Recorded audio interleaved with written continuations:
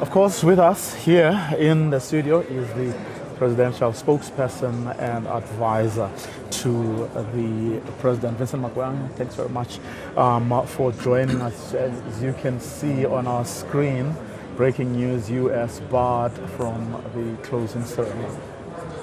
What can you tell us? Well, Vuyo, as you know, the number of factors that go into hosting an enormous summit and event of this nature. And one of the requirements is that all delegations are accredited well in advance. Where there are courtesies to be extended, provision must be made well in advance. And to have a long list of requirements or courtesies to be extended to an embassy delegation at the 11th hour, as you will imagine, that will be difficult to coordinate. And so no one has been barred from attending the summit. We've received mixed signals coming from the US. From the time President Trump said he was not coming, to the Vice President coming to attend, we received his advance team. It received a great deal of cooperation with respect to what will be required from a logistical and security point of view. And then at the very last minute, a few days before the summit, we were then informed about a boycott. Officials that were already here were pulled out. So as you can imagine, whatever resources that had been set aside to support the presence of a US delegation, those resources were shifted.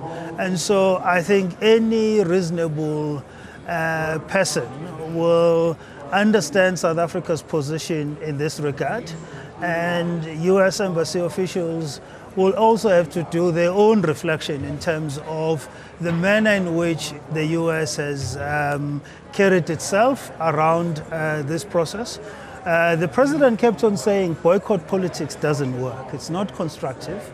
It doesn't contribute to any meaningful engagement or advancement of issues. And so what we're not going to get ourselves into is to be distracted and be taken away from a very important moment this morning, where we managed, even ahead of the start of the summit, to get a unanimous approval, resounding approval and ratification of the summit declaration. And obviously our excitement is not only with the adoption of the declaration, it's with the substance that's contained in the declaration in terms of what it means for our country, for the African continent, and the broader global south and the rest of the world, which is a responsibility that the president, as he articulated in his speech, we've taken with a great deal of care, a great deal of dignity, and recognizing the importance of multilateralism and the importance of our own responsibility to the world. Yeah.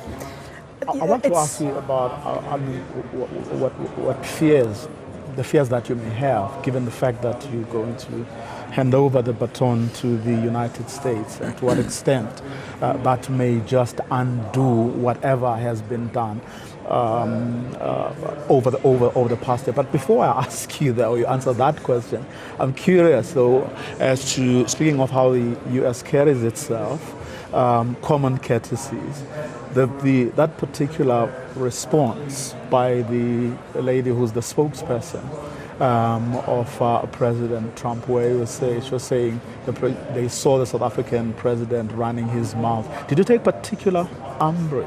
Carolyn Levitt, the White House press secretary. No, we noted that, when that comment was made, Vuyo, our adrenaline levels were on a high.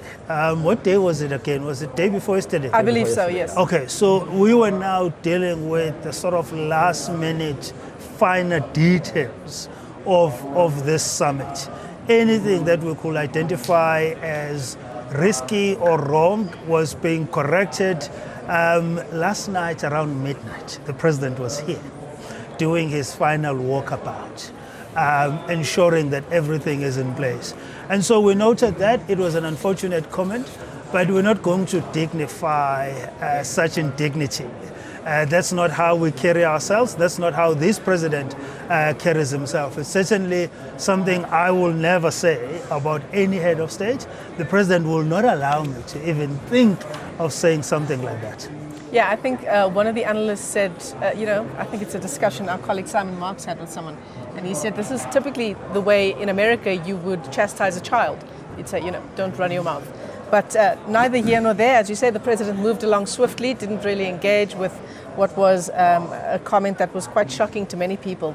But I want to talk about how the US's dealings with the G20, the South Africa G20, has been labeled as obstructionist, Mr. Magwenya.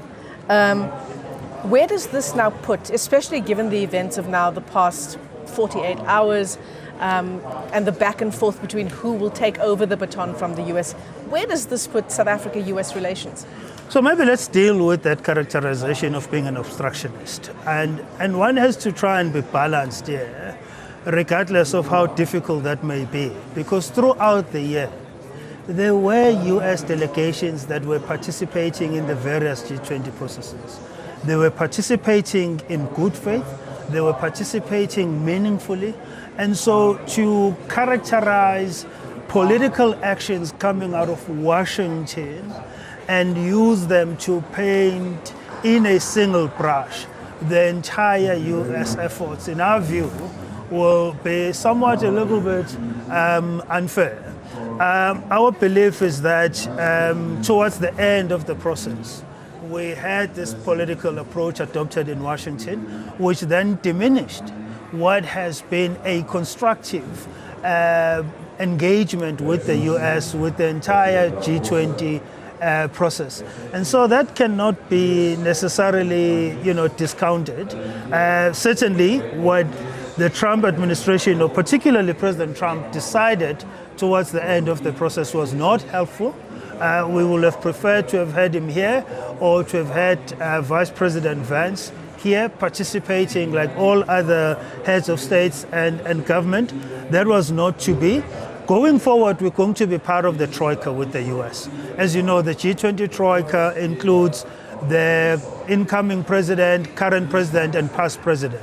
And so we're going to have plenty of time at a bilateral level, as well as with other countries, whether it's Shepherd discussions or at whatever level, to engage with the US. And we are confident that we will iron out these issues. Will there blips there and there? I think our recent experience says that is to be expected, but we will do our best to maintain a constructive posture, one that seeks to advance a meaningful and mutually beneficial relationship with the United States. Do you think that's even possible? In any case, we hear that the declaration has apparently been unanimously adopted. Anything you can share with us on that? Well, for the first time, Vuyo, you have a G20 declaration that mentions Africa about 52 times or so.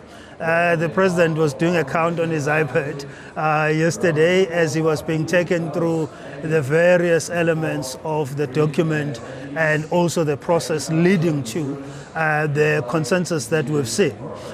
Secondly, you have issues that are central to the development of our continent and the broader global south that have found strong expression in the declaration. For example, issues of debt sustainability, climate justice, issues of how we harness the value of our critical minerals.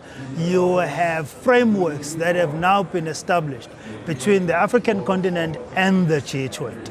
And so for the first time, you have a significant expression of issues that are central to Africa's development, as well as a clear pathway of how these issues are to be approached and managed going forward. Vincent Magwenya, let me thank you for your time this afternoon. The Presidency spokesperson joining us there with what I believe is some breaking news for us here on the channel, the fact that the declaration has been unanimously approved. There was a resounding adoption of that declaration, and Vincent Magwenya telling us Africa is mentioned in that declaration some 52 times.